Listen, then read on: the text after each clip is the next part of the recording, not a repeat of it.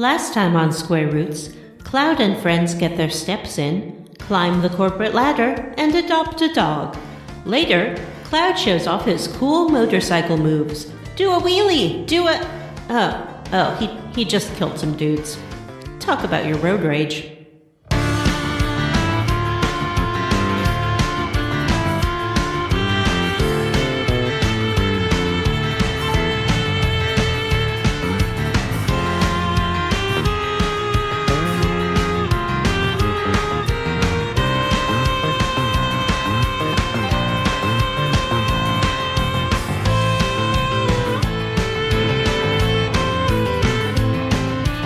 Hey everyone, and welcome to Square Roots, the classic RPG podcast. My name is Jim Banks. I am joined by John, Midgar, Zalem, Brandon.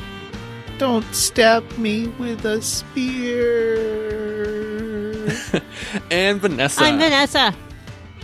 Matthew's taking a break this week, but we have a sweet episode for you. By the way, we're a podcast that plays and talks about your favorite classic RPGs.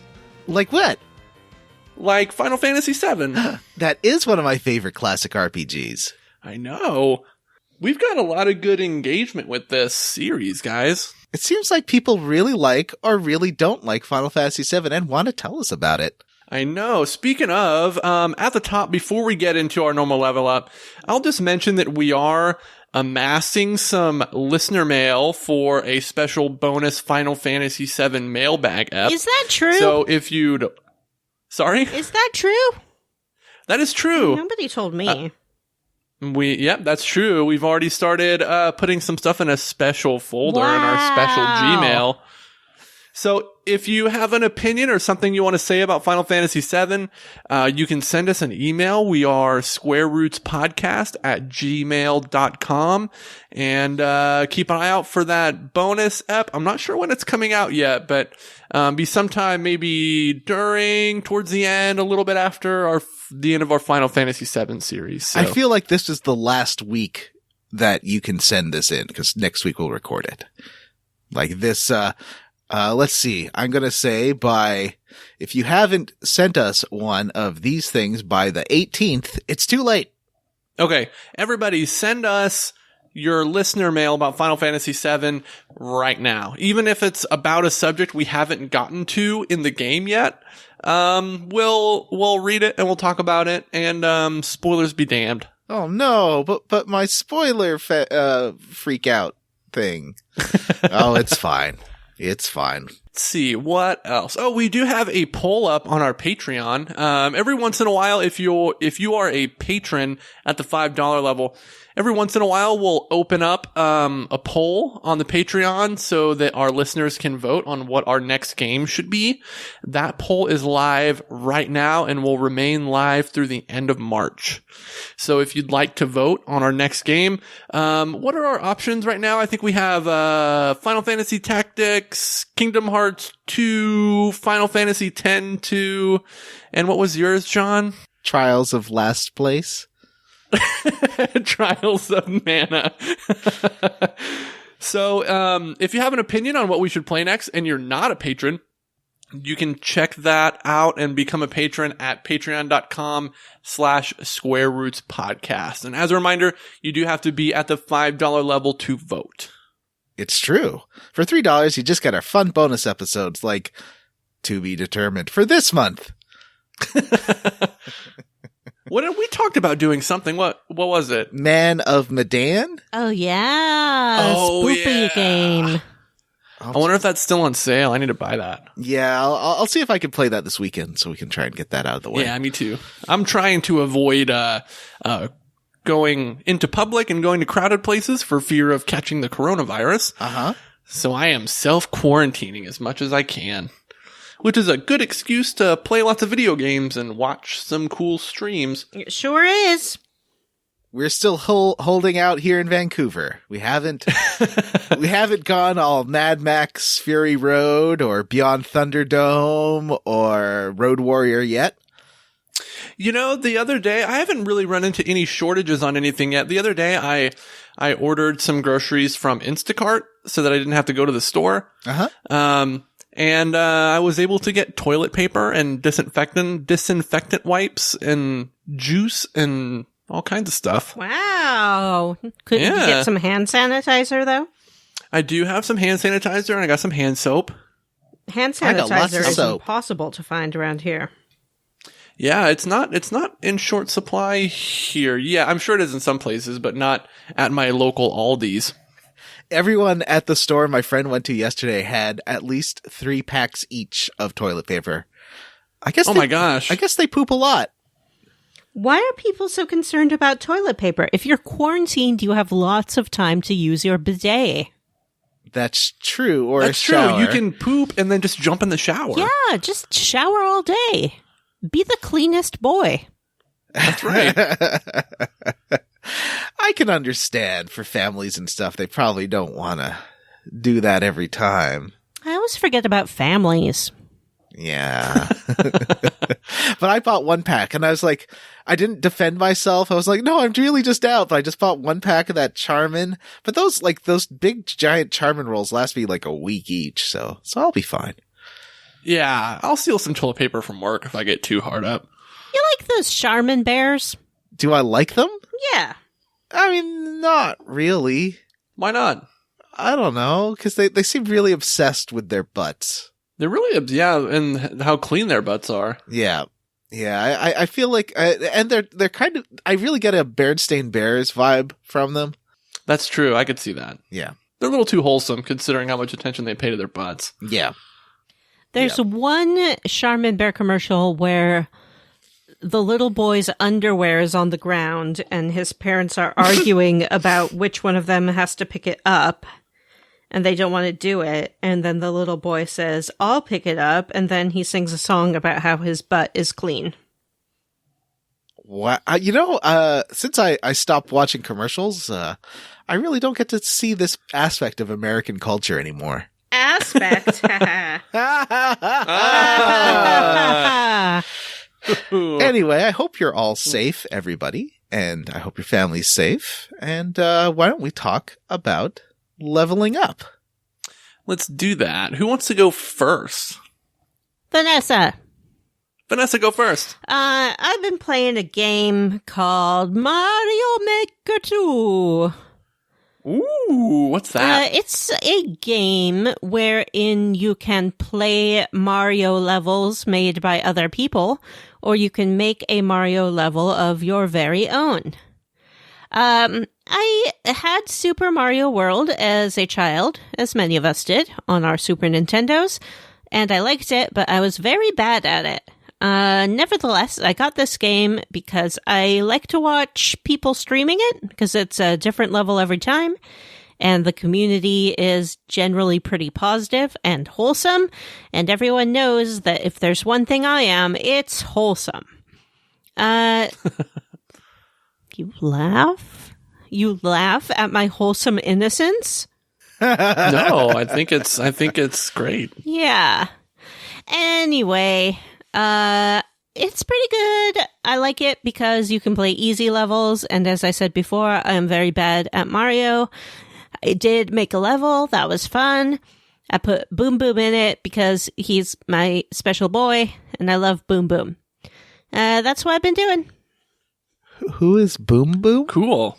Boom Boom is sort of a Koopa, turtle-y kind of guy. He is bald, and he's very mad all the time.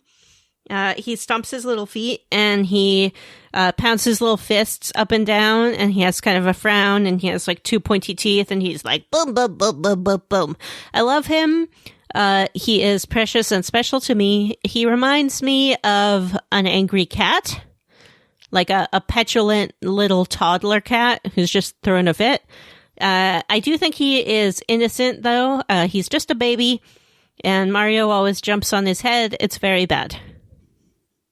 Jim, how did you level up? Oh, I went to I have a 9-year-old daughter, and she's getting very into like certain animes, as the kids are wont to do these days. What a nerd. Oh, I'm so excited for this story, Jim. Yeah, and so she says, Dad, can you take me to this con over the weekend? Mm-hmm. It's called like Fantasy Legend Con or Legend Fantasy Con or something like that. And she made it out to be like it's going to be this big, huge event, and it was at this like Hilton in North Dallas, which is like an hour away from where I live. So I was like, okay, sure. She got in free because she was under 10. And so I was like, okay, great. And so we got there, and it's pretty low rent little convention. There was probably maybe 60 people there, 70 people. It was like 2 hallways of vendors and then one like exhibition floor that had maybe 12 other vendors in it. And it was all just, 90% of it was people selling, just anime prints. Okay. Or like pillows, not like body pillows, but like that's what I was gonna waifu ask. pillows of like scantily clad anime characters that were airbrushed onto pillows. So they didn't have my Barret pillow. No, Oh. and there was some comic book stuff there. Like some people were selling some comics and some action figures and things, but, it was kind of sketchy. I'm not going to lie. We sat in for part of the cosplay contest. Okay. That sounds fun. Which reached levels of cringe that even my 9-year-old daughter, who was having actually a really good time, leaned over and was like, Dad, this is getting weird. Oh, Can no. we leave? Why was it getting weird? I don't think she knew all of the characters, and some people were getting super into it to the point where when they were doing their, like showing off their outfits, they would like run around the room or like do monologues and stuff. In fact, there was one guy, I don't remember if he won the thing or not, but he was a middle-aged man, maybe like 6'4". He was really big and broad. Oh. And he was dressed up as Doctor Strange. And he, is this the Swordmaster? Yeah, this is the Swordmaster guy. Okay. But during the cosplay contest, he was so serious. They're like, here's, what's his name? He's, cosplaying as Doctor Strange, and he walked up to the front of the room and delivered, I'm not kidding, like a 5-minute Doctor Strange monologue. What? I don't know what it's from, but it went on forever. And he delivered it in like a British accent. Maybe he was British, I don't know. But I was like, that was the point where I was like, not super into this. That's an interesting choice because Doctor Strange is not British. I know. And so we left that, and we were walking around a little bit. We left for a minute to go get some food, came back, and we were told by the lady at the registration desk that they had like a LARP room where you could go like play sword fight with these foam swords, and it was like by LARP rules, Uh-huh. So we went and did that, and my daughter signed up with her friend who's also 9 years old, and so they were kind of play sword fighting, and this guy who the Doctor Strange guy was working a table in there, and he was like coaching, like very sternly coaching them on the proper way to sword fight, to the point where he was yelling at them, like, cause they didn't know what they were doing. They were just kind of swiping their swords at each other. And he'd be like, Block, what the devil are you doing? And like, I just kind of looked at him and I was like, dude, they're 9 years old, man. You're like making them feel weird. But, it was okay. They had some kind of masquerade ball that evening. Uh-huh. That, I had to put my foot down and say, you know what? We're not hanging out in the weird hotel after 9 p.m. at the anime masquerade ball. Yeah. I think that's a good choice. Yeah. I'm going to have to make a dad decision here and say, we're just going to go home. She got an amazing wig, though. She did get a nice wig.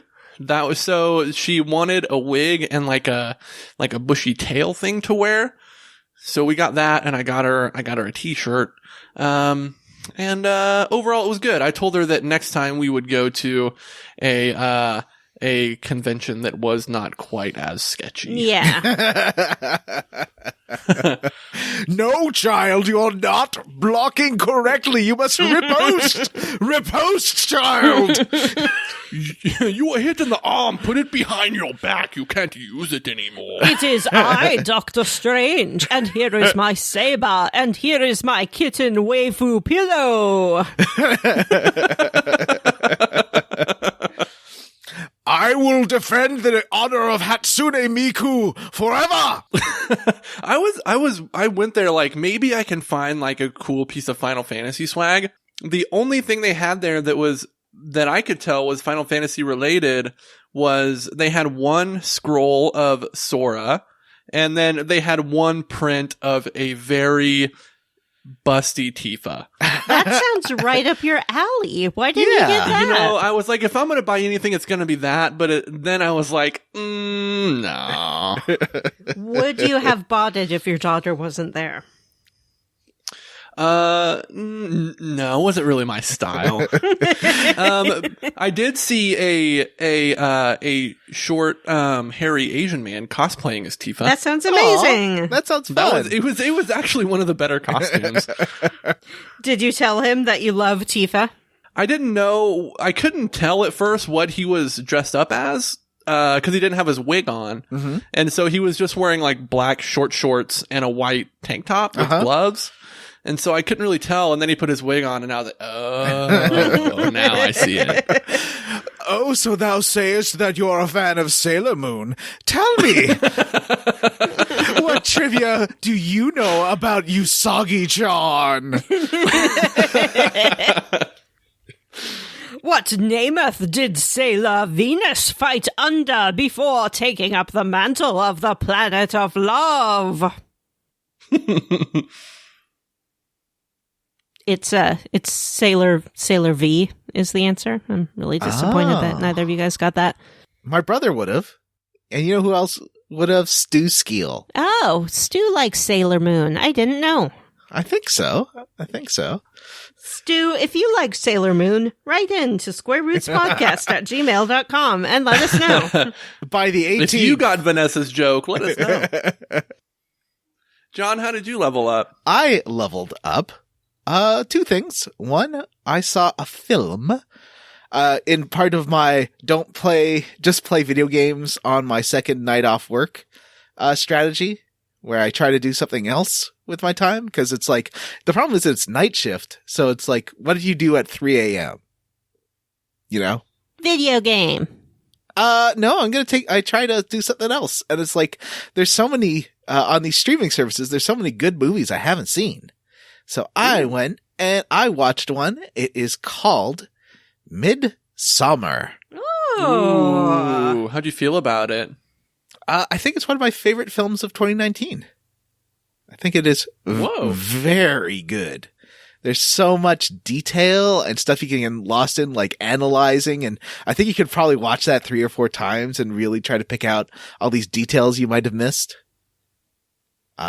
Here is a transcript of Vanessa. It's non-spoilery, except for one word, which still isn't really a spoiler because there's no context. So you can skip ahead 30 seconds if you don't want that little spoiler.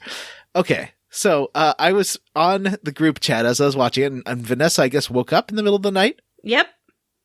So here is me, writing about it. This was like 3 a.m. my time. 6 a.m. your time. Oh. I can tell you the exact time. 6:06 a.m. Okay. So I wrote, oh no. And Vanessa said, oh no, you're at that part. Don't look. And then I wrote back, oh no. And Vanessa wrote, you looked. And then I wrote, oh no, the hammer. And Vanessa wrote, it's important to have a backup plan. Oh, Midsummer viewers, you will understand. But yes, I just by the tone of your oh no, and it had no tone because it was a group chat message, I knew exactly what was happening. Yeah. There's 2 characters approaching a place, and that was the oh. oh no. And then she was right. I did look. Oh, we shouldn't look. But You should what not a good movie. look. Someone, I think it was Vanessa, we were playing Breath of Fire 3, that there's a exposition tapestry, a tapestry that told you a story of what was going on. She's like, oh yeah, that's like Midsummer. Another thing with exposition tapestries. Mm-hmm. In the best way. There's so much detail that gives you like foreshadowing of the plot and stuff in really interesting ways. And, it's a smart movie. Mm-hmm. And a really, definitely, yeah. If you liked Hereditary, you will like this. They're very thematically similar films. But it's also a movie without really any villains. Would you say that, though? I mean, I would say that insofar as there's a villain, it's not who you would expect from a traditional horror movie. Yeah, I think you could say there's villains, but I think everyone's kind of a villain in a different way. Although some ways much harsher than others. I don't know. I don't know if we'd agree on this. I would say that the characters we meet before they take a journey, those are the villains. Even the character who lost a lot? No. Okay. But I would say that characters who we meet later, it has that traditional horror setup of like young people going on a trip and the old man is like, y'all better not go to that Midsummer. Yeah. It doesn't have that. No, it doesn't. But if it did, it would be like that. Yeah, but I think maybe we'll have to talk about this in I think another time. There was a group of people. I think there's a lot of reprehensible behavior going on. Well, that's true. I mean, I would say there was a scheme of some sort. Mm-hmm. However, but who are we to judge? I feel like you could judge some parts of this quite a bit, especially that there might be racial motivations for some of it. That's true. And I think that is something you can definitely judge. Yes, I agree with that. Anyway, the other thing I did was I played more video games, which is always fun and a thing I like doing.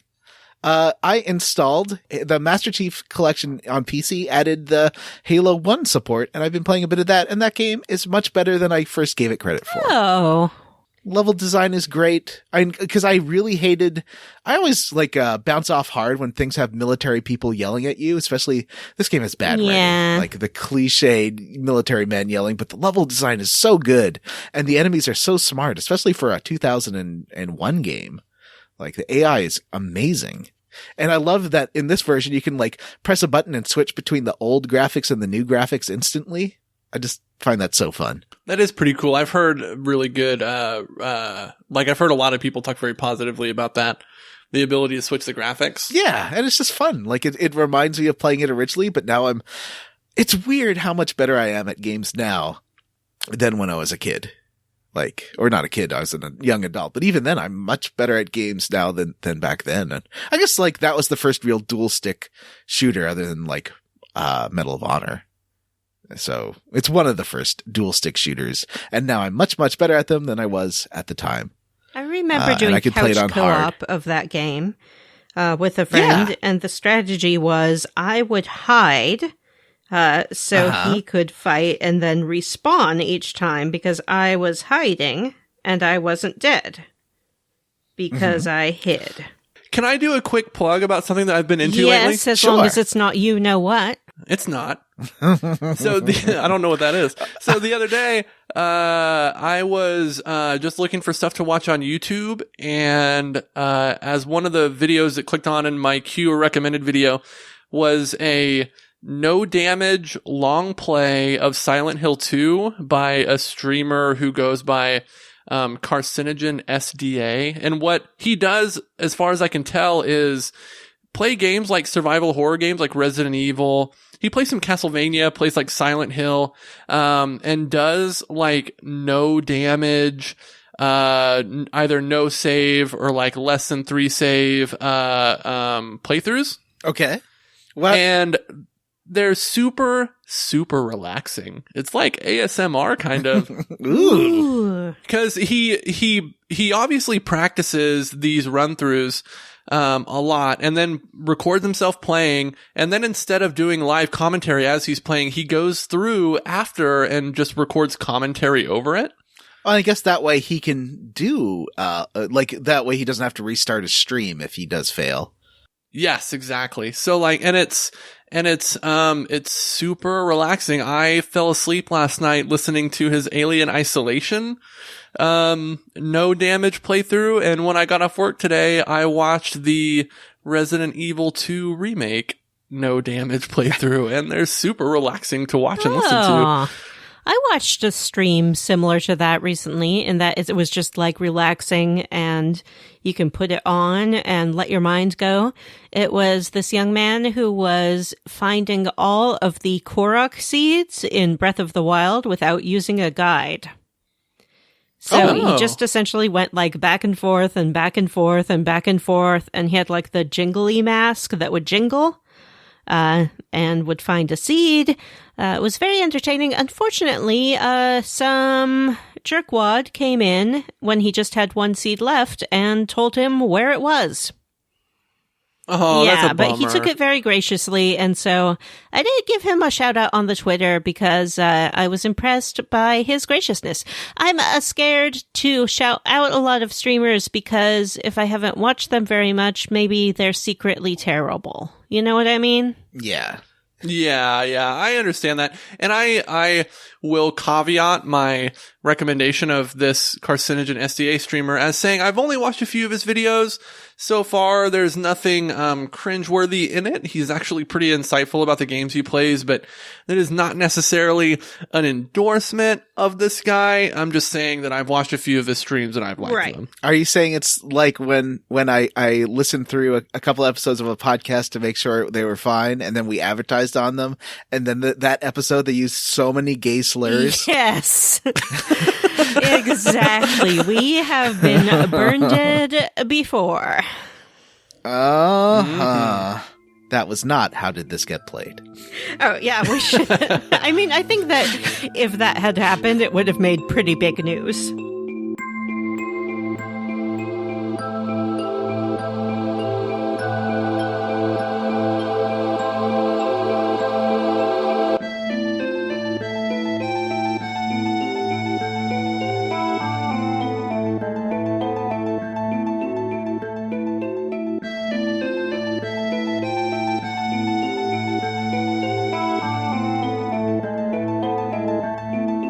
So guys, are you ready to talk about Final Fantasy VII? Boy, howdy am I. I am. Let's do it. Do you think this was an eventful chunker, or do you think this was like a filler chunker? I don't know that I'd quite call it filler, but there weren't any big revelatory plot events. You do get to fight a bad guy's arm. You do get your first Genova fight, sure, and there is a lot of Shinraing going on. Right. And you're introduced to a lot of game mechanics. Oh yeah. So like you get your first summon, which we'll talk about. You get to catch some chocobo. Let's just get into it. Okay, let's do it. Let's get into it. So in the previous episode, we got to Calm. We're now leaving Calm. One of the things that, I don't think does the game ever tell you where to go after Calm? You just kind of go somewhere. Yeah, I had to look it up. Yeah, this is like this game. You could, I guess, a fair criticism of it is for a big part of it. There's not a lot of forward plot momentum. I think I talked about it a bit on the group, but the next chunker is the one where I just completely lost sight of what was happening, and I never really got it back again. So I'm going to try really hard not to get lost, story-wise. Yeah, the game doesn't really make use of its other settings outside of Midgar and a couple other places very well. Mm-hmm. Yeah, I think Junon you get some sense of, but in a way Junon is like scary big. Like it seems almost intimidating how much area you have to walk around. Yeah, and the game, I will say that there's, and we'll talk about it when we get a little further into the game, but there is a big, like, developer snafu later in the game that, that they reference something in the game that's never fully explained and not reflected in how they designed the game. Oh. Oh, yeah. Okay, so you know how in the last episode in the library, Sephiroth was talking about what do he call the ancients? There's some word for it. The Cetra. The Cetra. Yeah, that's it. So, you know, he was talking about the Cetra, and then he says that they were going from planet to planet harvesting resources, but some of them stayed on Earth and they became the humans. Mm-hmm. Uh-huh. I believe that is an inspiration for the plot of Final Fantasy IX, because that is the plot for Final Fantasy IX, if you remember. Yeah, remember that it was ancients going from planet to planet, like creating Gaia and creating species and stuff, and then eventually harvesting them? That's true. I thought, like, Final Fantasy IX, there was, like, a race from, like, an alternate dimension that seeded the planet because their civilization was dying. Is that not right? Yeah. Yeah, and I think that's kind of the maybe same inspired by this, Cetra thing. Anyway, that was just a thought I had about this. Good call. Yeah. All right, so it's really loose here, and I think the map doesn't really help. I like the look of the overworld, but I find it's very easy to get lost and hard to navigate unless you switch to an overhead view. You can sort of get a more traditional Final Fantasy view if you switch the cameras around, right? I do like they do put town markers on the map. Yes, which is useful. But I find the behind the back walking view and like the camera is just, it's really easy to get lost. Yeah, and the overworld is really ugly. Oh, I think it looks cool. I'm not super impressed by it. I think it seems disjointed from the rest of the game because there's so much talk about, nature is gone and things like that, and that's really not the case when we... Yeah, there's really very few towns in the entire world. Mm-hmm. Yeah. I don't know what happened. But your player character is about the third of the size of a mountain. That's true. Uh-huh. It's true. Way bigger than any house, which is fun. So the first place you can go to is the Chocobo Farm. And I think Vanessa wrote a song? Or Jim? Is this Jim's writing? Did I write a song? Yeah, it looks like it's to the tune of the Chocobo theme. Oh, no. I just wrote notes. Hey, guys, remember the Chocobo Farm. Remember to get the summon materia from the Chocobos. Get the Chocobo lure and catch a Chocobo. Now we don't have to fight the Midgarzolam. Uh-oh, Sephiroth killed it, but also he didn't because it's still there and never goes away. That's a beautiful song. Jim, you did a great job. Wow. Yeah. You shouldn't be so negative and be like, oh, no, it's not a song. I just wrote the notes. You wrote a great song. It is a good song. Yeah, so you get to watch the Chocobos dance, which is fantastic. And you get your first summon materia. And what a great summon. Jim. Yeah. How about when we encounter a summon, you rank it? Like give it a 1 to 10 rating. So what's the criteria for ranking? Is it entertainment value? Is it utility? It's your ranking, Jim. Okay. What do you think? I'm going to rank them on entertainment value. And it's going to be, the ranking is going to be either, it's going to be the highest it can go is 5 chocobos, or I'm sorry, 5 cactuars. Yeah. And the lowest it can be is 1. Okay. I'm going to give this one 4 cactuars. Cause it's silly and cartoony, and fun to watch. And a lot of the other summons, after you've seen them 15 times, are not fun. This one keeps a consistent entertainment value. It's got like a cartoon boom, and it's got like a little Moogle wearing a bandana. It's got like a googly-eyed Moogle. It's got a chocobo. It's got some cartoony boom effects. Mm-hmm. Now this is called Chocomog, right? Yes, Choco/Mog materia. Mm-hmm. And this one, what exactly does this do? Because it causes minimal physical damage, but does it afflict any status effects? I don't think so. I think it's just a light, like it's a free attack. Although it still takes some MP, so it's not really that free. Quack. Yeah, and it doesn't really do that much damage. Quack. Quack. Quack? I love chocobo. Quack? I do. We get to see some cute fat chocobos in the next chunker. So you don't, Jim, I think, watched me fight the Midgar Zolam. I did, and I and did you kill beat it. it.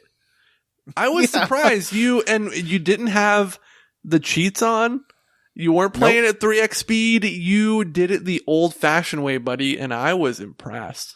Hey, what's But then the Midgar Zolam? It's the big cobra in the marshes by the chocobo farm. Oh, that worm thing. Mm-hmm. Yeah, it's a snake. Mhm. Yeah. So basically there's a somewhat difficult to defeat snake between the chocobo farm and this mithril mine.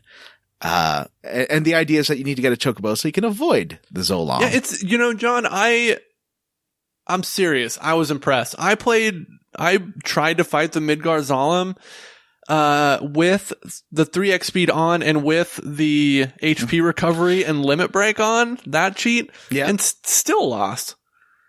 I think I was I'd done some grinding though. Yeah, I could tell. I could tell. But you and I also did really well. Yay! And I didn't figure out until the end of this chunker that there's a item on the menu called limit, and that's how you get to the level 2 limit breaks. Well, so the limits, so for every character except for Kate Sith, I believe, everyone has 4 limit levels, and your first limit break in each level, you get to the second level by using that limit break a certain number of times. And then you graduate to the level after that. So if you get the second attack and let's say limit level 1, to get to to get to the first attack in limit level 2, you have to defeat a certain number of enemies. Yeah. So for Eris, it's something 96 enemies. For Cloud, it's 190. Yeah. I looked at my menu and I had level 3 limit breaks unlocked for Cloud, and I hadn't even tried my 2 ones yet. So that was weird. I will say that this is my first playthrough where I've gotten everybody's level 4 limit break. Whoa, even Eris? Even Eris. And some of the limit breaks are actually pretty awesome. Yeah. Yuffie's and Sid's, and actually Eris's especially, are actually really, really useful. I like Red 13's, his second level 1 is a massive buff. I think it does haste and some other buffs on your characters. Yeah. Which is super useful. I mean, and if you take the time to level up Eris's, her level 3s and level 4 give you invulnerability for a certain number of turns. That is pretty good.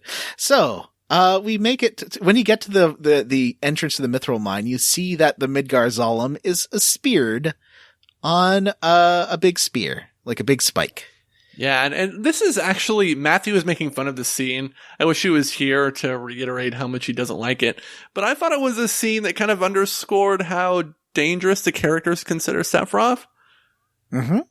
Because he impales this giant snake on a big wooden spear. And it's a nice reminder of how powerful your villain is.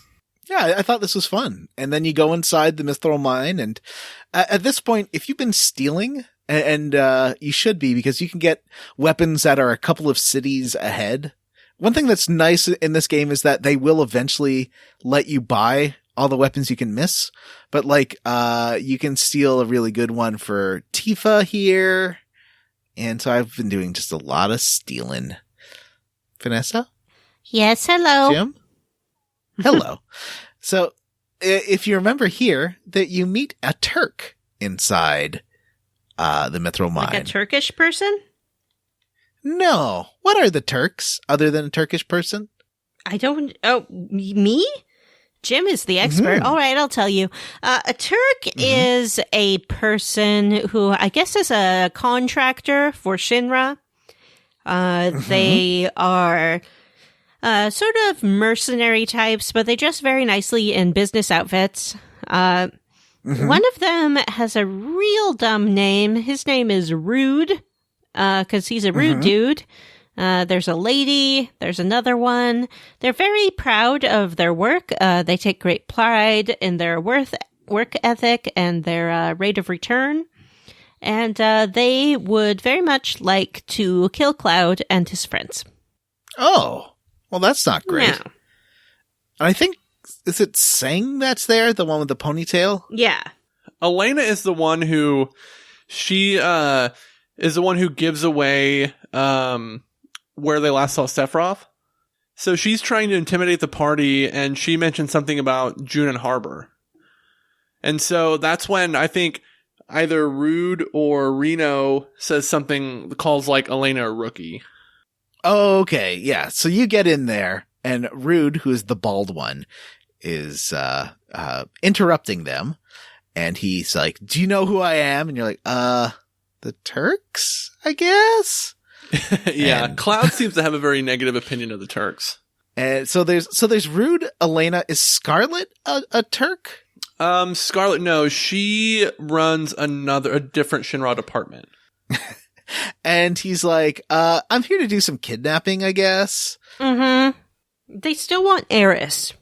Why do they want Eris? Oh, right. For their plan to breed a Red 13/Eris hybrid. Although they don't seem to be that interested in capturing Red 13. But also, they're trying to find out where Sephiroth is headed as well. Yeah, so everybody's kind of after Sephiroth. Yeah. Which I understand, because they did kill, like, the president of Shinra. And steal their project, their science project. Oh, he did steal Genova. That's true. Right. And Elena's like, oh yeah, Sephiroth is heading to Junin Harbor, so that's where we're going. And everyone's like, ugh. Elena. And she's like, womp, Elena. womp. Classic Elena. Uh-huh.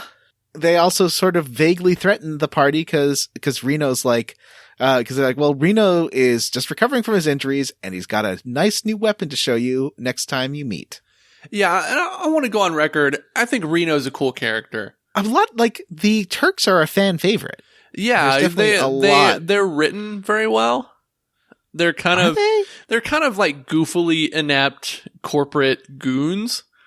Yeah. And like in later fights with them, that becomes really apparent as they casually stroll off of the battlefield as you're beating them. Like it's just really funny. And they kind of paint Shinra in I guess Shinra bureaucracy in a very silly comedic kind of light. But I think that, Reno and Rude are in different ways very cool characters, I think. You don't like Elena? She's like the comic relief girl. Yeah, they don't write her very well.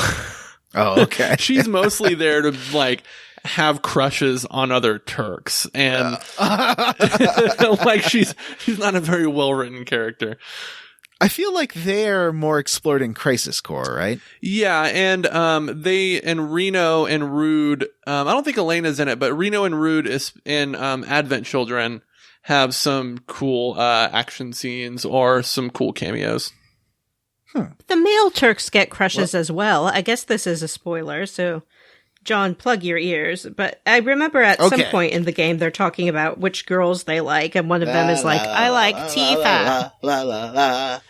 Yes, that happens. I don't remember what city that is, but it does happen in the game. I think I'll have to remember. I don't remember the city off the top of my head. Maybe it's in Wutai. Yeah, that's what I was thinking. Can I come back? back? Yeah, you can come back. Yeah, but yeah, they do. They are gossiping, and this actually happens in Junin Harbor too. Oh yeah, if you find their little hideout. Yeah, if you find their little like underground card game. Yeah. So speaking of, let's move it along a little. We get through the Mithril Mine, which is the first place to go in this junker. Second. And here you can go to Fort Condor, which is pretty useful if you want to get some bonus points with Barret. So you got to bring him in the party if you want to go on that date and get that Achievo. Was that true?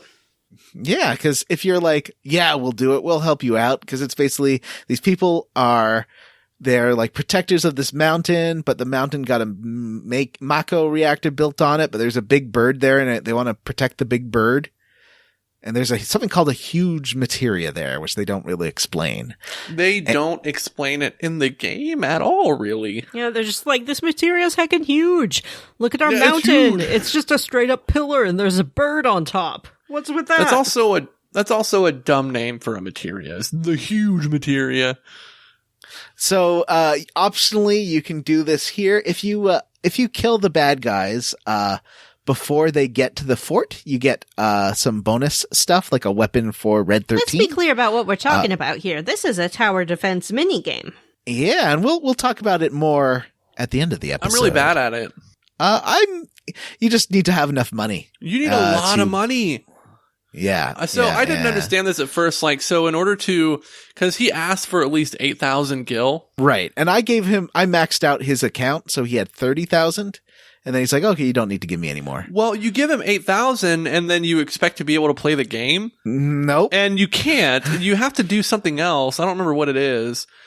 Well, because you have to, not only do you have to give them money to fund their resistance, you also have to spend money on troops, but we'll talk about that in the minigame corner. But basically, yeah, the first time I gave him all my money, I had like 20 gil left. I didn't realize that, I need another like 10,000 gil to do the battle. To actually, place the troops. Yeah. Cause I thought it would make sense to take them out of the funds you gave them. Oh, yeah, that's what you think it's for. Nope. Nope. There's one other thing you can do before you move on to Junon, and I think it's a thing Vanessa likes, and she saw me fail it like 20 times. I did like it. What is it? What can you do? Get Yuffie. Right. Yes, I did like this very much. There's a little forest kind of to the right of Junon, and if you go in there, you can fight some enemies, and then eventually a little girl shows up, and she does want to fight you. So you fight her, and then afterwards you're in this field, and there's a save point, and she's kind of passed out. And you can do various things to try to interact with her.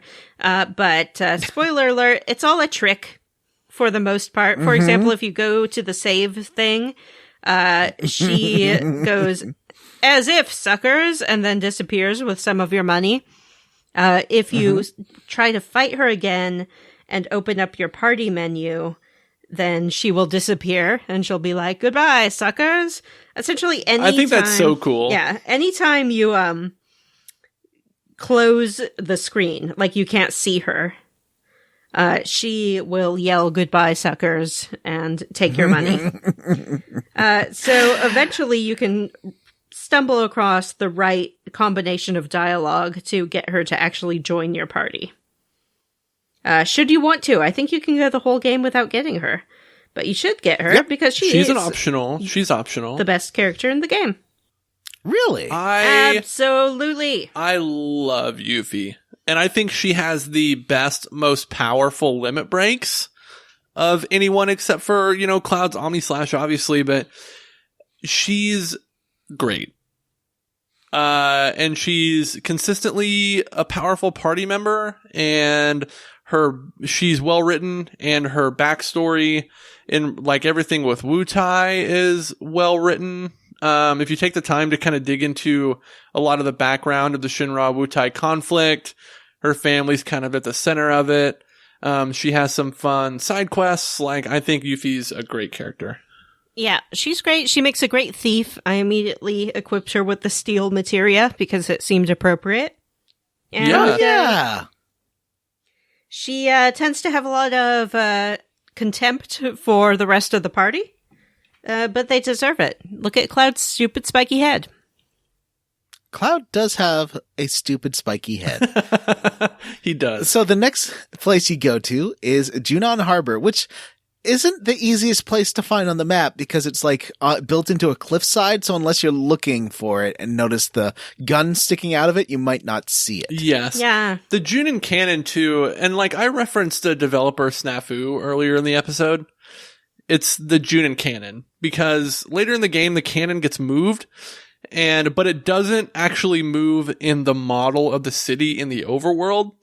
And when you go back to Junin later, Cloud references it. But all he says is like something feels different or something's missing. But the cannon's still in all of the artwork and all the backgrounds and on the model of the city. So like I had to Google what the hell he was talking about. Did they just not feel like re-rendering that? Either that's the case or they just forgot. Yeah. I forgot. So Junin is like a bit like Midgar, divided into two levels. There's the poor harbor, and then there's like the fancy rich city above. And the poor harbor is you can't actually, it has no access to the upper level. There's an elevator, but it's for Shinra troops only. So you can walk around. Eventually you find a little girl on a beach. Mm-hmm. And she's playing with her dolphin friend. She has a dolphin friend. How amazing is that? She has a name for him, right? Mr. Dolphin? I think it's Mr. Dolphin, yeah. Yeah. Thanks a lot, localization. But before anything exciting happens with that, unfortunately, she is attacked by a crazy fish boss that I love. You do? Yeah, this fish boss is great. You do. What do you love about it? I don't know. I just like the design. It's real goofy. It is really goofy. And after you destroy this fish boss, a couple of things happen. One is the girl is passed out, like not breathing on the beach, and you are standing there looking at the body, and an old man, I guess her grandfather walks in and is like, you should probably do some CPR on her, young man. And you're like, oh, but she's a little girl. Yeah, Cloud gets gross. Yeah, he does. Don't be gross. Wait, I don't want to How? make out with a little girl. Does he say that? Because yeah. That's weird. I mean, not make out, but he doesn't want, the old man wants him to do mouth to mouth, and then he says, but she's just a child. Yeah, that's why you do mouth to mouth on her and save her life. So then you get, creep. Well, I think there might be 10 bullshit minigames for this chunker. Yeah. You do get a bullshit minigame of giving her CPR. Mm-hmm. And can you lose this? I don't think so. Yeah, I don't think you can lose it. It just, if you don't do it correctly, it just takes longer. Oh, okay. So yeah, you have to give her 60 breaths. So the idea is to count to 8 or 9 ticks, because if it hits 10 ticks, it resets, and give her as many breaths as you can, as fast as you can. Yeah, you want to fill up his lungs and breathe into her mouth. Yeah. And you can save that little girl. Is this where you get the Shiva? The Shiva materia? I feel like it's right around here. Shiva? Yeah. Shiva. Okay. It's Shiva, right? I don't this is the thing with this game. It seems like there are so many different pronunciations of a lot of the words in it, and I love that about this game. Hold on a sec. We can answer this question because it's a god. And this is one of the things where it's Hindu people are like, it's not the greatest. It's not like you have a Jesus summon. Yeah, but the god is called Shiva. Is it? Well, hold on. So this is where you get the Shiva materia, by the way. Shiva. Okay. I always thought it was Shiva. Well, I'm wrong. It's okay to be wrong, folks. Oh, of course it is. And I didn't mean to make you feel bad about it. But if we mispronounce things, people are going to write in. Well, you know what? So I think I heard this from Elliot Kalin on a podcast he was on, but mispronouncing a word because you read it and didn't hear it out loud is the most forgivable of mispronunciations. Oh, yeah. if you mispronounce a name because you can never remember if she's Sandra or Sandra and always get it wrong? Yeah, like there's nothing to be ashamed of about mispronouncing a word because you read it incorrectly. Like that. But if you just can't remember it. Exactly, yeah, that's totally fine. Like, but if you mispronounce a word because you don't care to pronounce it correctly, that's another thing. But if you're earnestly mispronouncing it like wrong because you just like read it wrong or you've never heard it out loud, that's totally fine. Yeah, that just proves that you read. Yeah, and you're trying. So, I mispronounce words every day on this podcast. And how? And I have the most college degrees of any of us. I think you're right. So, in fact, come to think of it, I might have more college degrees than all of you combined. How many do you have? 3. So I have 2, but one of them is a double major, so it counts as 2. It doesn't. Okay, so we're tied. It doesn't. It's still 1. I have 1.75 associates. Does that count? Does 2 associates equal a bachelor's? That's how it works. I probably could have. So, Jim. So we're all tied up. Yeah. I apologize for saying I was the most educated. I was wrong of me. How do you rank Shiva? I think she sits at a 3 cactuars out of 5.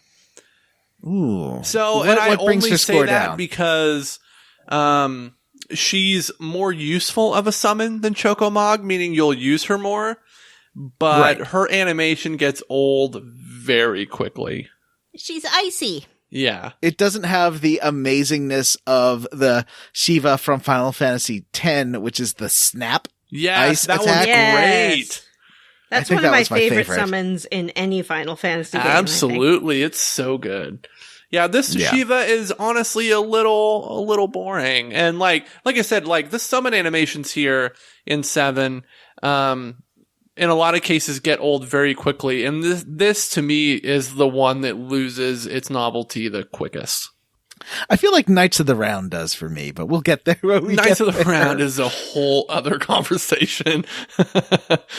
So you give her mouth to mouth and then you go back up and, you can somehow, how do you get because you have to dress up. Oh no, I remember how it happens now. So you, after rescuing the girl, she gives you a whistle.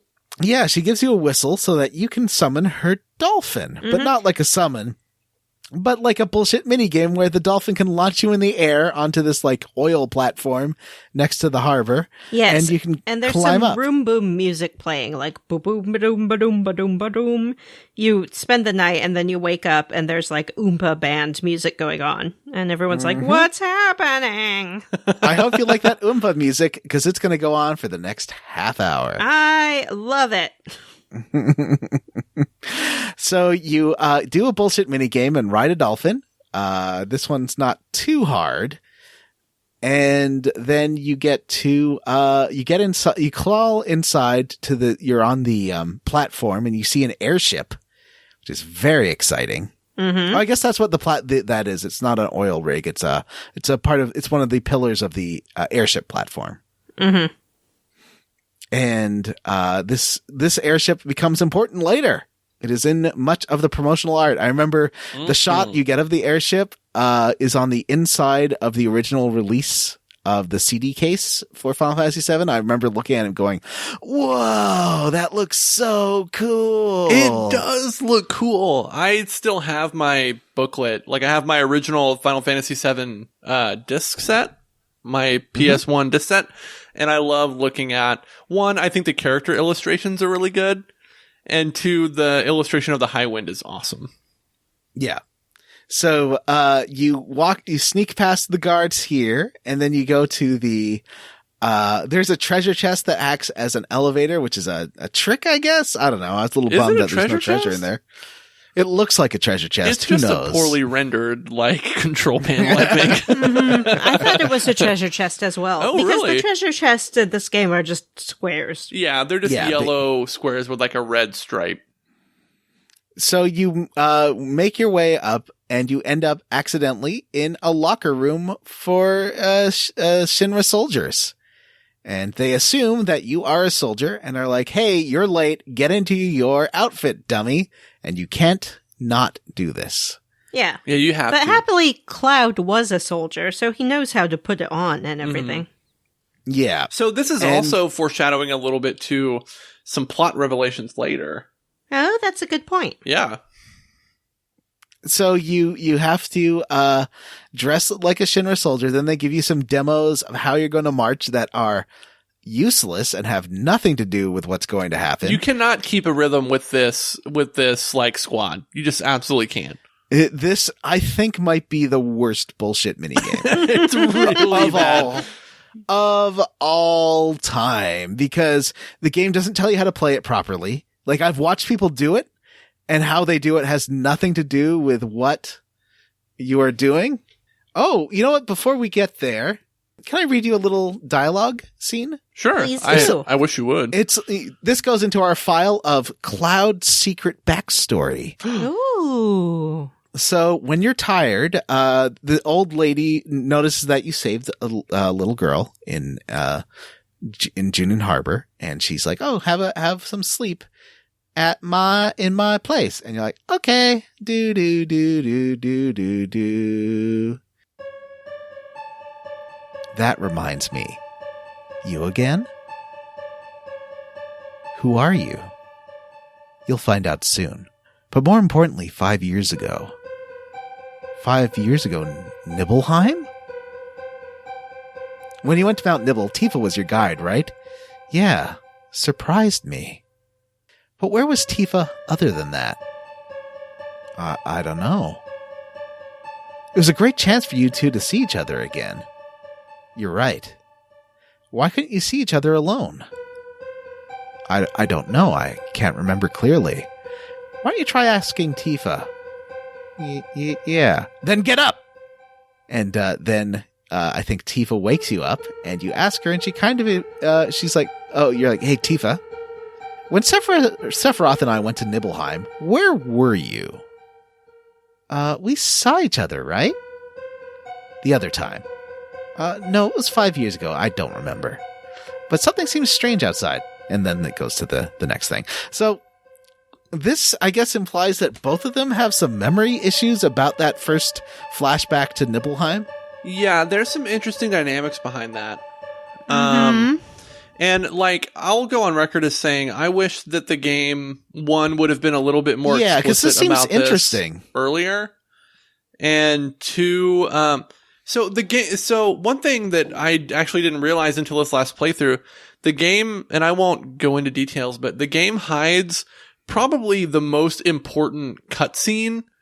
It makes it secret. Oh. So, like, you have to visit a certain location in the game, or I guess revisit a certain location in the game at a certain point in the game later in order to, like, get the piece of information that fills everything in. Is it a spoiler to tell me where I should... I'd like you to tell me where I should go so I get it. No, so if you need to go back to the Shinra Mansion basement, towards the end of disc 2 after Cloud gets back into your party. Oh, okay. Yeah, I don't think I've done that. So go back there and you'll get a semi-secret cutscene that kind of fills in everything. Makes it, a whole bunch. Yeah, it gives you a piece of information or pieces of information that, like, makes everything fit together. Oh, I bet I never saw this one. I didn't either until I had to look it up, and like I'd seen it referenced in wiki articles and YouTube videos, but like if you go look at it, it makes everything make sense, and I wish they would have made that a little bit more explicit in the game. Okay. So yeah, I think I really like this narrative technique. I kind of like, I get the impression, and I could be wrong here, that it's Cloud has like a divided psyche, and there's like real scared Cloud who you see at the hotel, at the Honeybee Inn. And then there's like confident kind of fake Cloud. And I feel like those are the ones. Well, the game does a good job for the most part of kind of like rolling that out and letting things come together, but it doesn't do a good job of putting everything into context without that scene. Okay. So like, that scene, like it really ties everything together because it's all pretty much told from Cloud's perspective, and you don't get a lot of that in the game. Right. Everything's kind of told to Cloud indirectly. Yeah. And that that scene is from Cloud's perspective, and it puts most of the plot stuff prior to him arriving in Midgar into context. Okay. Well, I'm really excited to find that. So, after you go through, after you get recruited, you go up to the marching. It's time to go for a march. And of course you're late. They show you some marching people and then you have to go with them. This doesn't work. We can talk, you know what? Let's just talk about it now because it's so broken and terrible. It is the jankiest jank, and it seems so easy. They're like, go into line, but you have to go behind the guys. Don't try to go in front of them. And I'm like, okay, easy peasy. And it even tells you, okay, now go. And I go. And then they're like, what are you doing, idiot? I can't believe and you. Like, the game doesn't line you up and, like, let you keep a pace. It's like, go join this march that's already happening. And also, you're unable to control your character in such a way to let you match the actions of everybody else. And if you want, they give you a demonstration of how to do it, but that's not how you can do it. No. Which... How can You have do to like it? run before they get to you and run through them to join. Yeah. That's the only way to do it. And I tried this twice and I was like, you know what? You get 5,000 gil for doing it right. It's funnier just to if you do it wrong, the announcers heckle you and then send you a grenade because you're so bad. Yeah. Yeah, it's They're like, really, who was that that's guy? actually Send really him funny. a bomb. And then it says, like, you have gained grenade. Did you do this correctly, Jim? No. Okay. It's not possible to do it correctly, I don't think. It is, but Is it? Yeah, I watched a video of someone do it correctly and it's insane. Like, So you probably have to, like, learn how to do it yeah. in not the way that the game tells you to do it. And there's like 3 minutes of cutscenes before you even get to the point that you can. I'm not going to do that over and over again. So nope, not doing this one. And then you, at this point you get to explore Junin. Yeah, but I love this because they're like, hurry up, we have to get to the next section. And you can just spend all the time you want going in every door, visiting every person, being like, hey, what's up? It's me, Cloud. Doesn't it feel bigger than Midgar? It does. It does, yeah. Like it gives you a better sense of it being a large city because there's alleyways and stores and hotels. There's like this hotel that's just full of cats. Mm-hmm. I love that one. That was great. And It's because we don't really get to see Midgar. yeah, I think You know, this game has a lot of cats in it. I love that. And dogs. There's a lot of cats here. There's a lot of cats in Wutai. Mm-hmm. There is, like you mentioned before, there's a Turks bar. Since you're dressed as a soldier, you can walk in there and talk to all the Turks. They don't seem super thrilled with Shinra. To be honest, most of the time, unless they're like on duty or whatever, they don't give a crap about Cloud. They don't. And like, that's one of the things I love about the Turks is that they're like corporate employees to the point where they only care about what's going on when they're being paid. Yeah. But if they're on vacation or whatever, they don't care. Mm-hmm. And so they're like doing this sort of gambling underground area, like what do you call that? Like a little parlor. They've got their own little bar. That's fun. There's a lot of, one thing I love about this game is there's so much detail. Like we could probably spend hours talking about each location and the weird little like details about like Shinra and details about the world in each room. Like they really spend a ton of time developing these beautiful rooms with tons of stuff to explore and just look at. And I love that.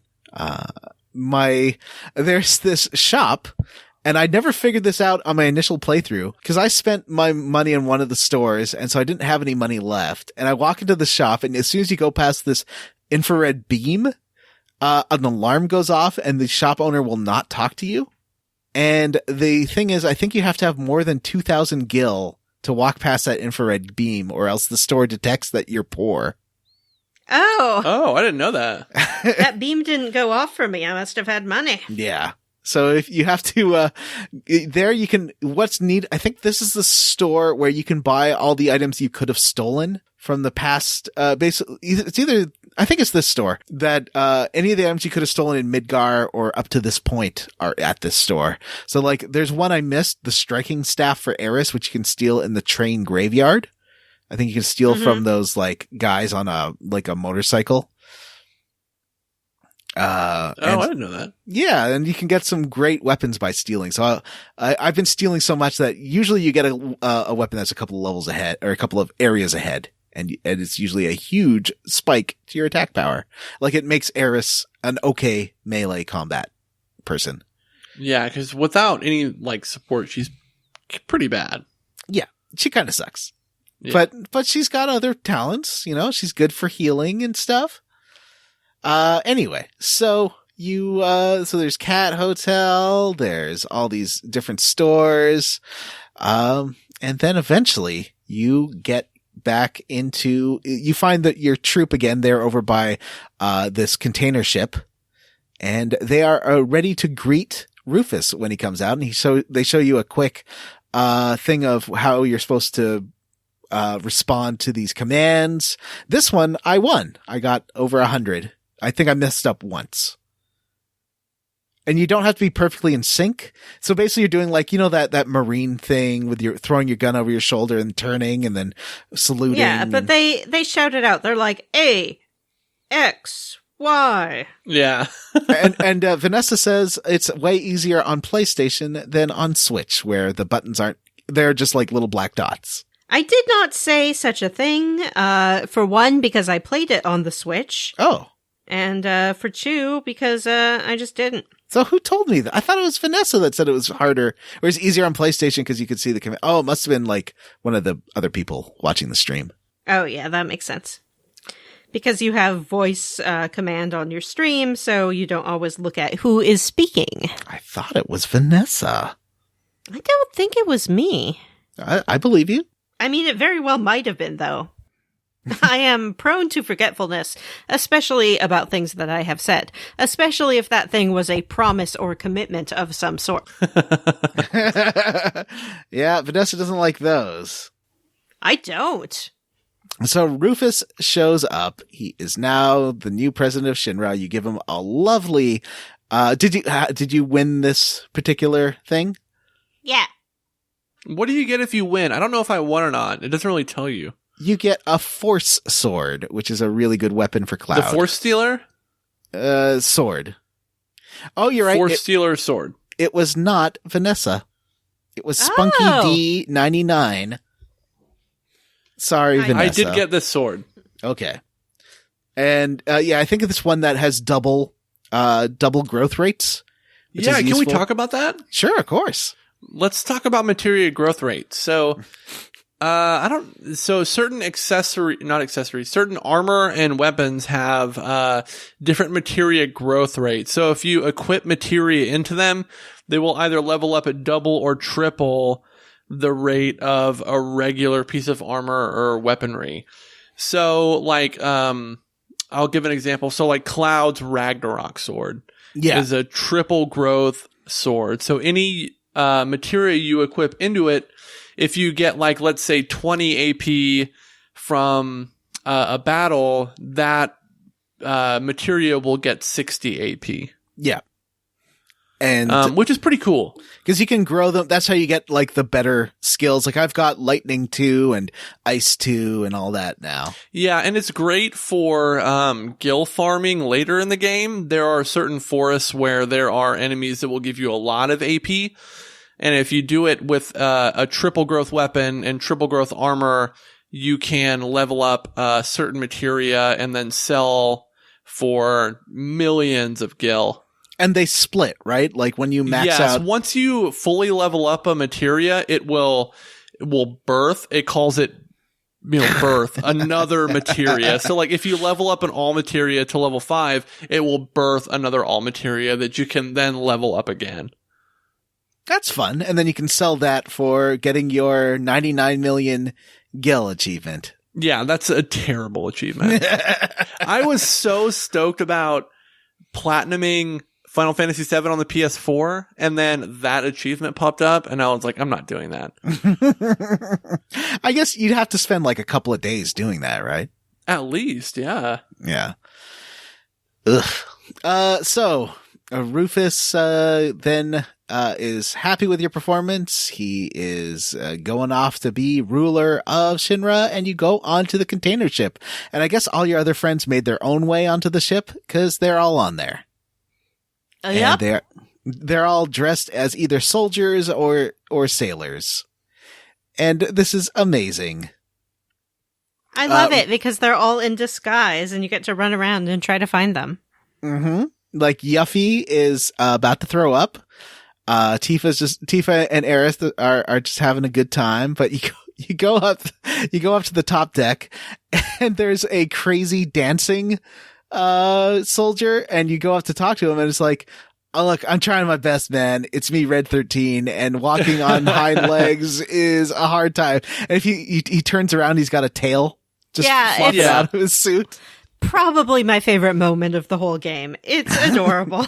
He's just stumbling around on his legs in his sailor suit, and he's like, I don't know what to tell you. That's pretty good. But I do like that they bought it. Mm-hmm. I'm a No one dog. I questions don't know it. why you dressed me up as a human in the first place. But here I am. And you find Barret, and he's there, and he can see. He can see Rufus and who's the other guy? Palmer inside the ship. Mm-hmm. And he's just so mad and wants to just kill them right away, but he can't. They're through the glass, and he is dressed up in a real sexy sailor suit. He's dressed, as Jim said, like Donald Duck. Yeah. He's wearing like the white sailor outfit with the blue like tie thing around the neck, scarf, whatever you call it. It's a Big Bear. Brian Blessed is inside. Heidegger is in there with Rufus, and he just wants. Yes. And then there is an emergency. Reports of a stowaway. And suddenly everyone's on high alert. Rufus and Heidegger run away. Yeah, and at first Barret is like, oh no, they found me.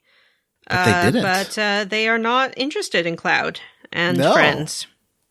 You start exploring to see where everyone is, and you get downstairs, and everyone's dead. Oh no. There's it a- Aerith? Whoops. There's Was it Tifa?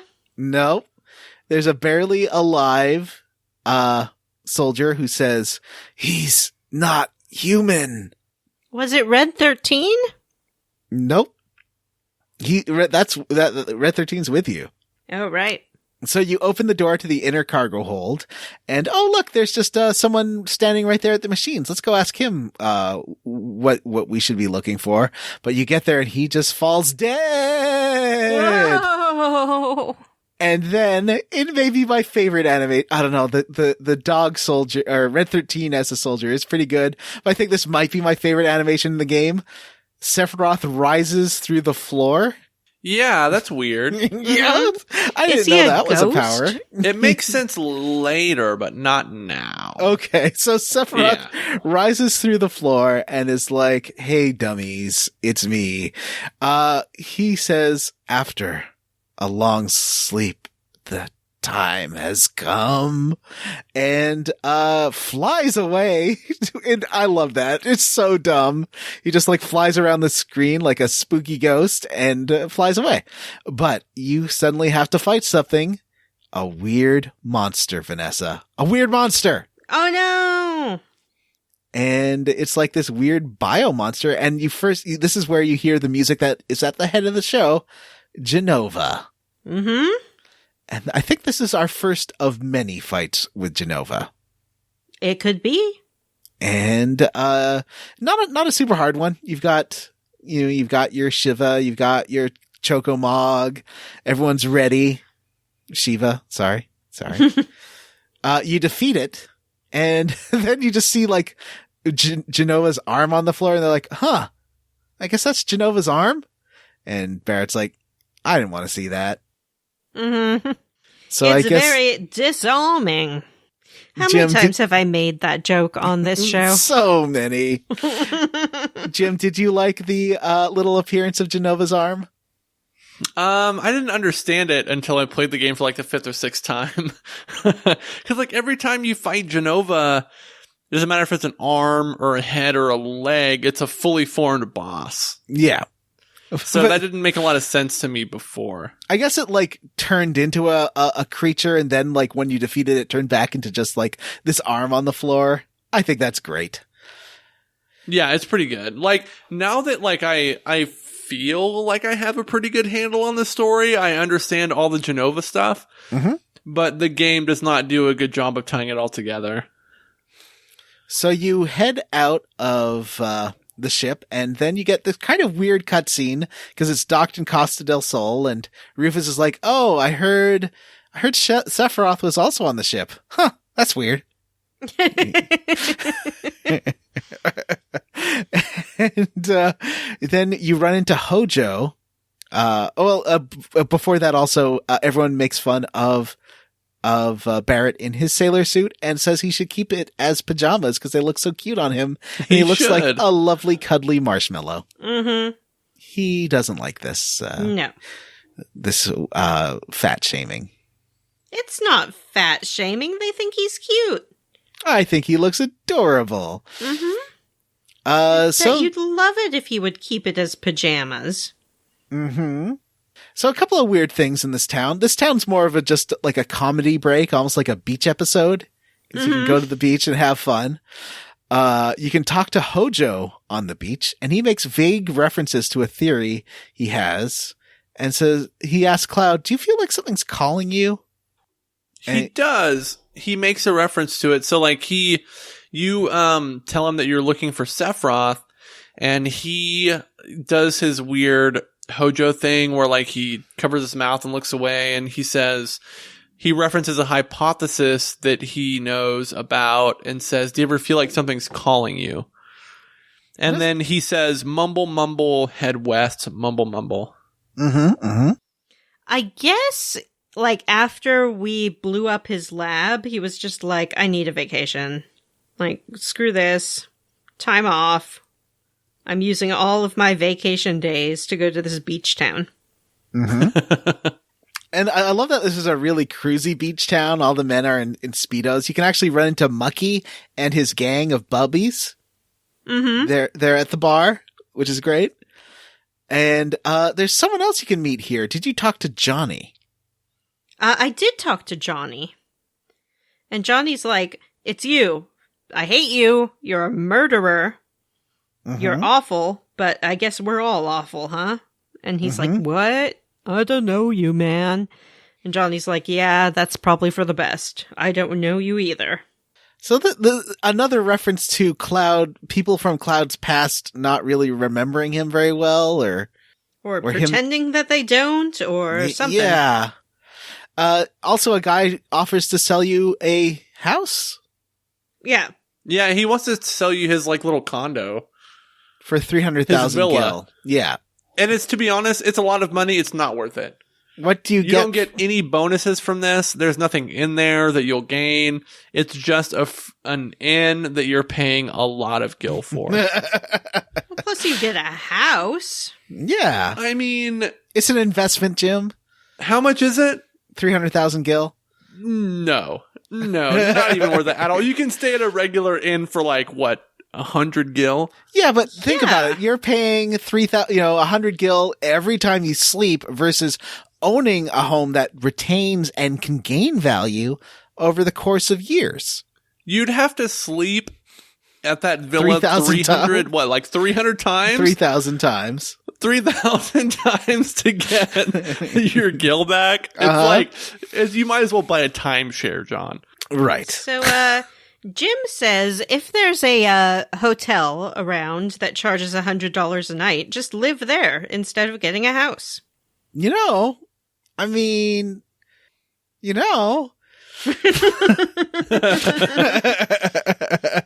When you think about it. Time to buy the Square Roots house. Yeah. So you head to From there, I guess he's told you to head west. So this is another point where the game doesn't super broadcast where to go, but there's only one place you can go, cause you can't cross the desert. You see that there's this weird, tree thing in a desert, maybe. Oh no, that's on the other side, but there's a river you can't cross here. So you have to take the mountain. This is where the game like really starts to shut you out of things. Mm-hmm. So it's the terrain changes. Yeah. So there's mountains that you can't cross, there's desert, there's rivers that like have different textures to them. And so you start to understand that like one, like you can only go a certain way, and two, the game needs to kind of graduate you up to these different terrains. Yeah. Yeah, it's a bit like, this is something that was done in like Phantasy Star and Final Fantasy 3 and 4 and all that, where you sort of need different ways of getting around the map, so it can cut you off and sort of channel you where it wants you to go. So you go through Mount Coral, which, ends in this big railway bridge, which has its own bullshit minigame, involving falling. That makes no sense. I could not do it for the life of me. I have no idea what I was supposed to be doing in the first place. There's basically 2 prizes you can get, and you get 3 chances to do it. I was looking through this earlier because like I've only successfully done it once, but like I didn't know about the nest thing. Oh, the nest thing? Yeah, I'd never seen that before until I was researching the notes for today. Oh yeah, that's pretty fun. So we'll talk about that, I guess, in the minigame corner. But there is some minigames here. You go, your team has split up into 2, and the other team is like, hey, we can't get by here. Can you go to that shed up there and, pull the lever? So you go and do that. And, by the shed, you can climb up the side of this mountain, which is like, it's almost like cement scaffolding that you can climb up. And if you go up top, because you can hear some birds chirping when you're there, you see these little baby phoenixes, which are, are they phoenixes or chocobos? They're not chocobos. They're like these, I forget what they're called, pheasants or something. There's some random encounter, and it's baby ones of those. Oh, interesting. And, you can choose to steal their treasure, which is 10 phoenix downs, which makes sense. Cause I think the enemies are called phoenixes. That would make sense. Yeah. So you can steal that, but if you steal that, then the babies are going to die. So I did. And, and Cloud's like, it's a hard world. Yeah, it's better these babies learn now. I think the option to take the, items, I think it says steal the damn treasure already or something like that. And 10 Phoenix Downs is a lot of money. That's like 3,000 gil. It is, yeah. So, and there is no downside to doing this other than guilt. You've ripped the feathers off of babies and you think there's no downside. Downside? Hey, whoa. What an episode this is. So after you do that and you get through it, you get to another town, a little not a great maybe an economically distressed town. Yeah. And everyone there hates Barret. Mm-hmm. Yeah, for reasons like the game also, to its detriment, does not do it does a good job of explaining why everybody hates Barret, but not completely tying everything together between past and present Barret. Right. Yeah, they're just like, this town used to be a coal mining town, and then Shinra came and was like, why don't we do Mako fracking instead? And Barret was all for it. Well, he was like, this will get you a lot of jobs. Think about it. It'll be good for the community. Mm-hmm. And, it was not. Yeah. Barret was like, make Mako great again. We can be energy independent. Barret wanted to make coal great again. Mm-hmm. No, wait, Dine did. Sorry. Yeah. No, Barret was like, coal is the past. This is the future. We just need to do it, friends. And they're like, Turns out it sucked. It totally, like, buried our town in a landslide or something. We hate Barret.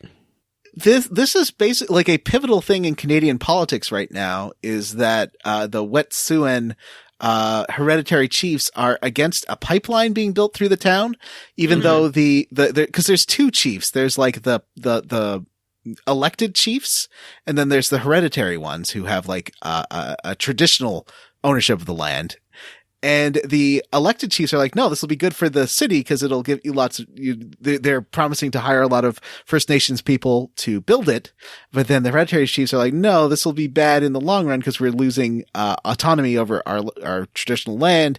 And also there's a great risk of environmental disaster. Mm-hmm. And, utility companies don't have a great record of compensating for environmental disasters they cause. No, they want to compensate as little as possible. So this has been a major, because there are a lot of what would you call it, constitutional debates as to the role of hereditary versus elected chiefs, but it does seem like the government is choosing the ones that will agree with them over the ones that don't, and it's a very rough situation right now in Canada. And that just reminded me of this quite a bit. Yeah, it's sort of like people in Alaska tend to be for drilling because it brings money. Mm-hmm. But then they'll drill away all of Alaska, potentially.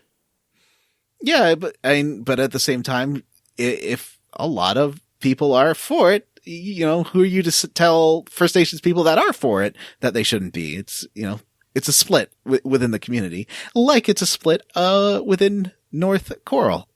Mm-hmm. And well, not really. I mean, it was a split. In hindsight, they're all like, fuck Barret, he voted for Trump. And Barret has a lot of guilt towards, because basically what happened, you see that the town has been destroyed. Mm-hmm. Because you get a flashback to the old town, and the new town is just like shacks, and like, he says that within 4 years or something, the whole town was gone. Mm-hmm. Just wiped away or buried or something. I can't remember what actually happened to the town. I don't know, but he doesn't deny his crimes. He's like, yeah, I voted for it. And he feels very guilty about it. So that's why he's not like arguing the people. He's just like, yep, sorry. And I think this is the most interesting characterization Barret has had so far. Yes, for sure. Because he's not just like, oh, I'm big and tough. Mm-hmm. Look at me. He's like, yeah, I joined Avalanche because I'm racked with guilt over the consequences of my own actions. Mm-hmm. He also mentions his wife. My wife! Yeah, this is the first you hear that he had a wife. Mm-hmm. I guess we'll hear more about that. Well, he has later. a daughter, so he may have had a wife. I guess you can have a child out of wedlock if you're a cheap whore. That's true.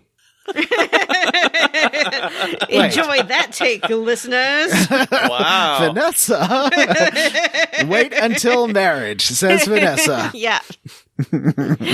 Holding hands and closed lip kisses only. Mm-hmm. Let God stand between you. This was an eventful chunker. Even though we didn't think it would be, it was. Yeah. Where are we playing to next time on Square Roots? Good question. Let me check. Hold on. Because, yeah, we got, there's a tram we can get on, and we can go to the Golden Saucer. So next episode, we are playing, let's see, we played to Mount Corel today. Next episode, we are playing to the end of Cosmo Canyon. Ooh. I'm very, very, very, very excited because the Cosmo Canyon music is maybe my favorite video game music ever. Oh. I love it. I think it's amazing. Makes me wish I hadn't played the whole game on mute. The Cosmo Canyon music is great. I'm so excited. So yeah, so next time on Square Roots, we will play through the end of Cosmo Canyon, essentially through Red 13's entire backstory. Ooh.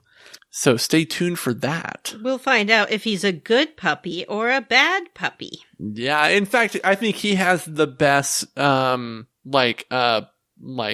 character backstory from like a game presentation standpoint. It's emotional and it's presented well. I think it's good. Mm-hmm. Well, I don't remember it at all. I do remember the music, but I don't remember anything else about it. So I'm very excited. Good. But I'm excited that you're excited. Before we wrap up, can I talk about a couple of bullshit mini games? You better, because there's a ton of them. There are a ton of them. There is Fort Condor is the big one, which it's okay. It's real slow and not it's real on times expensive. 3 speed, it ain't. Even on times 3 speed, you still have to jack up the speed of, like, there's an internal speed thing and then a times 3 speed thing. And it's like a tower defense where you have to like set up units that you can sort of control, but really you should be kind of leaving to do their own thing. Mm-hmm. And they give you an idea of what will be attacking you, which they say is mostly beastmen. And you have these attackers, which are good against beastmen.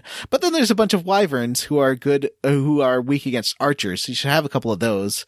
But also, like, regular soldiers have way more hit points. So you want to have a few of those too. And you need to, like, max out the number of troops you have. And there's like auto turrets and stuff that roll rocks down the hill. Mm-hmm.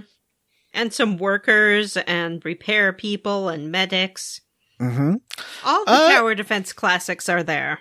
Yeah, it's kind of this weird tower defense RTS thing before tower defense was a thing. Yeah. And you get a bonus if you can defeat the commander and all the troops without having them get to the fort.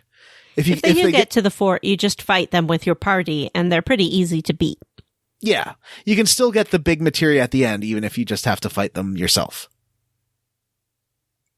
That's like the final time you play this. Because I think you can do that. Jim, do you remember how many times you can do this? Is it like 3 or 4? It's at least 3, if not 4. Yeah. Other mini games include the dumb marching mini game, which we talked about. The Simon Says rhythm game, which you don't have to have any rhythm for. The CPR game. The one that Vanessa had a hard time with, where you fall off the train tracks. If you hold left or right and then tap X a million times, you can like go to one side or the other, and on each side is a treasure. But the thing is, it's reversed from the angle you see and the where you get the treasure, so it's easy to go to this wrong one twice, or like the same one twice and not get a treasure. Oh. So it's the opposite of where you end up. So if you want to go on the left side of the screen, you have to hold right. If you want to go on the right side of the screen, you have to hold left. Interesting. And then you can get the treasure. I think, yeah, there's, I think, a materia, and there is a weapon for Red 13. Oh, hey guys, I do have to go. Do you mind wrapping up? Yeah, that's fine. Mm-hmm. Okay. Thanks, guys. Bye, Jim. Have a good Bye, night. Jim.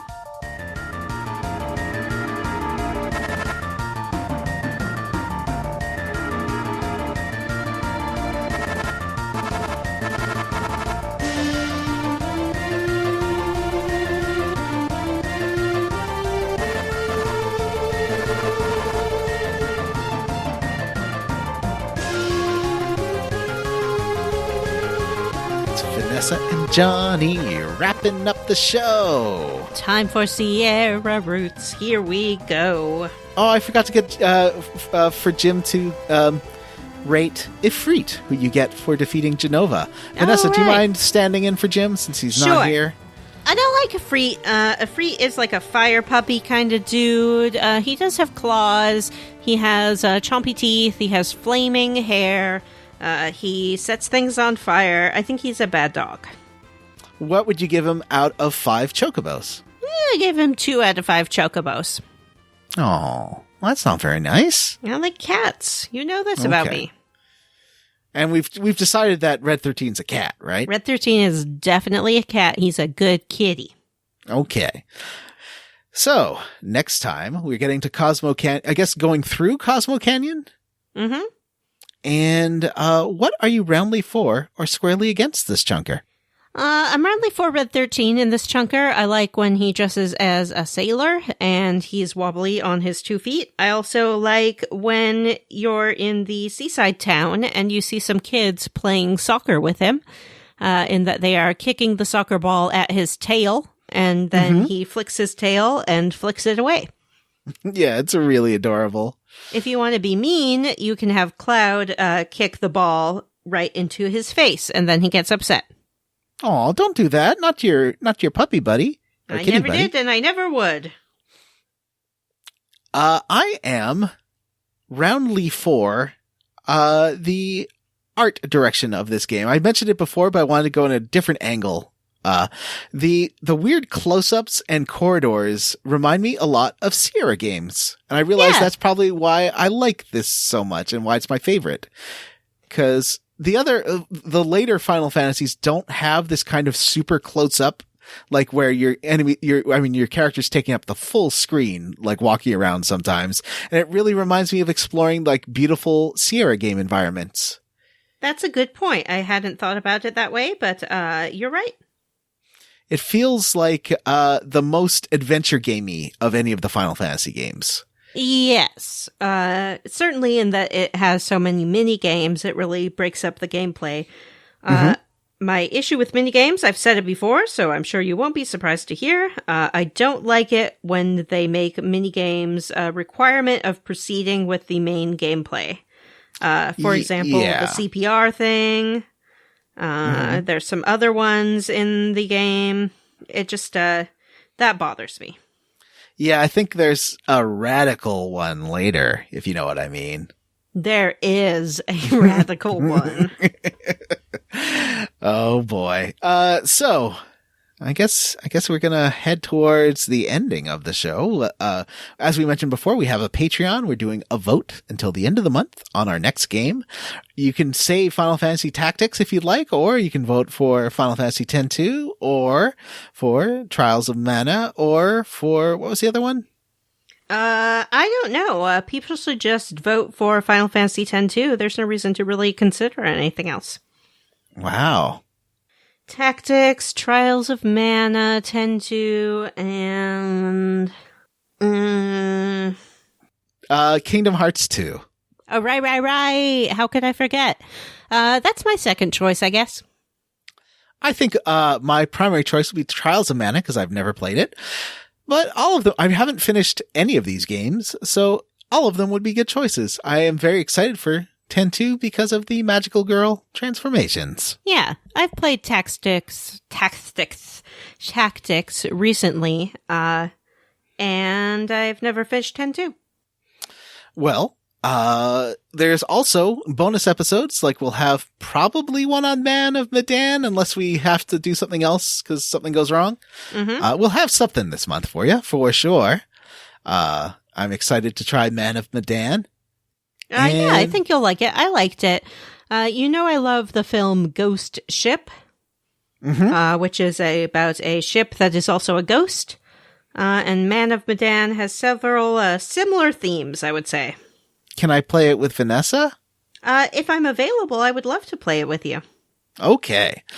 So, we also, another thing we do for any of our patrons is, we read their names. We'd like to thank PJ Enns, Mr. Mallard, Mike Bloomberg is Shinra, Brady A. Berman, Jonathan Ellsworth, Armin Hammer, Megan Sullivan, Justin Ham, Cyril the Wolf, fine, say everyone's name, at least it annoys Matt, Robert T., Gray Code, Tom, Amanda Douglas, and I am a Materia Girl, Wash in the Wind, Benjamin Avner, Eric Garby, David Shook, Michael Crawford, the best Final Fantasy VII game is Guys, KGG Loth, Matthew Casterline, The Mighty Monarch, Kiva Moser, Hudson Roth, Captain Beef Swellington of the Taco Armada, hey, Bree Girth, Cameron Shoei, Jameson, Stephen Kroc, Stu Skeel, Race Jenkins, The Phantom Scofflaws of the Opera, DJ Ethro, Tracy Tanoff,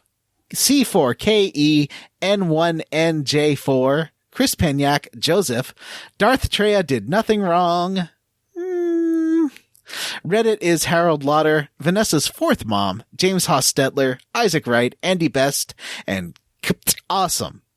Alexander Joe Kick, Devin Sloan, Christian Go, Randy Pierce, Vanessa's actual mom, Andres Rivera, Andy M, Gregory, Metal Gear Solid 1 in 2021, Support Colin Kaepernick, Don't Watch the NFL, Aaron Bachman, Hexagon, Psyduck More Like Psy Suck, John? Aw, how could they say that? John? I just said it out loud with my own precious mouth. Oh no, Vanessa's like twitching and starting to look like she's... Uh-oh, something's up. Vanessa seems to be really anxious. No, it gives me such a headache to think about. No. When we're so weird, I got something to say. No! And she's fine, folks. Cloudy with a chance of meteor, Dobby Queen Latifah Douglas, Justin Rash, Andrew Leinhart, stairwells are a bad place to pee. Good, let the hate flow through you like pee. G. Bailey, Sexy Grandma's boy toy is cubic zirconia weapon. Oh, I bet it is. Mm-hmm. Andrew O. Tyler Petty, you got my bigs stuck in your wedge. Adam Zimmerman, David Green, Citrus C, to Bumpkins, Matthew Newland, Wonder Swan, Rising Hopper. Wow, we got a lot of new patrons here. Yeah. Thanks, everybody. Yeah. Paul Birsch, Ross Hartley, Robert M. Pullum, Ward Childress, Andy Smith, Dr. Stephen Stone, Lex Avariel, Huxley Iguana, Robert J. Defendi, Ari Corpivara, Ryan Miller, Sammy Mitchell, Nathan Poirot, Tavis Nickerson, Stephen Paget, Squall would beat Cloud in a fight, Jake Dickerson, Gage, La Charité, Knopford, Florian Jonas Kramer, Jared Collins, Anthony Cruz, Galendo, Chris Ryan, the best Bobby Midkiff I can be, Aww. Miguel Torres, Matt Jorgensen, Sean Walsh, always Eris, and John totally did George Brady. Oh. Did you? No. Barret was Ron's Bear Awakening. What is yours? Either those twin giant bosses at the start of Golden Axe, or maybe Bam Bam Bigelow, or Zangief. I guess my Bear Awakening was this guy who I knew in college who taught me about the bear community, because I wasn't aware of it until then. Brian Pitt, Joshua Bennett, Mary, Queen of Scoffs, Patrick Woves Bears, Sean Gonzalez, that one guy, Jonathan Smith, and Rusty Kamada. Send us an email. You know our email address. It's squarerootspodcast@gmail.com. If you absolutely cannot be bothered to send an email, please come see us at our Facebook group, the Square Roots Podcast Group for Smart, Cool, Very Attractive People. Or tweet at us at Square Roots Pod. If you go there, you can find my Mario Maker level with my precious boy Boom Boom. Please rate, review, and subscribe on iTunes or wherever you listen to podcasts. And thanks to Tetrimino for letting us use their fantastic version of Genova and Birth of a God. You can support Tetrimino on Patreon or check out their YouTube at Tetrimino VG Band. That's it for Square Roots. And for the show, I'm Vanessa. And I'm Johnny. Bye. Who needs Jim? We can do it.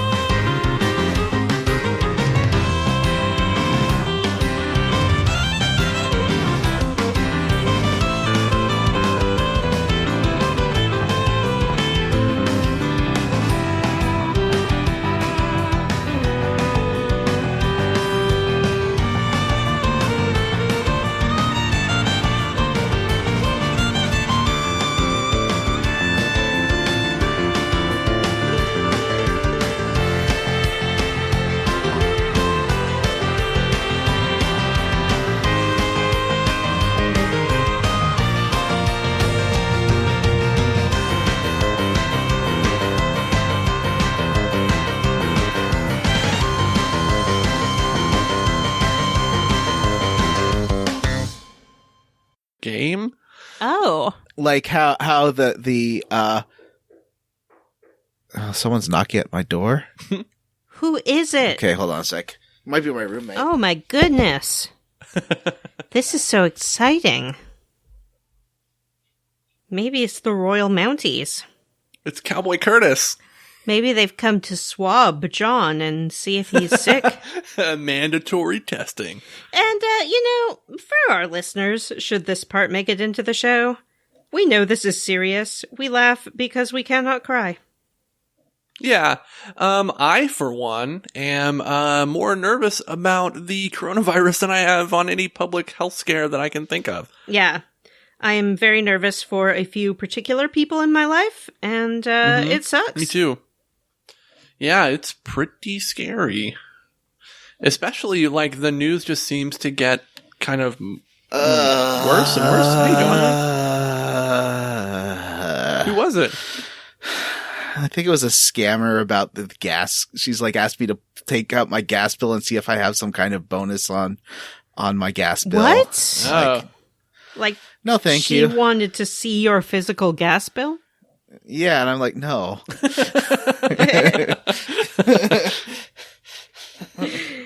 And then she could like write down your account number or something? Is that the idea? Yeah. No, I think it's this province has third-party resellers for gas, where it's like you can get the rights to sell the gas and have a separate account with the gas company, and like maybe they do that with electric providers here. You can get, like, they have a little site that you can go to in certain parts of Texas, and you can choose from like a bunch of electric providers. Yeah, but it's still the same cables. Yes, it's still the same electricity. Same it's just like you're buying it through a different company. Anyway, so sorry for interrupting. What were you saying? No, that's all right. No, John, you were going to ask me a question. I had mentioned something about a developer snafu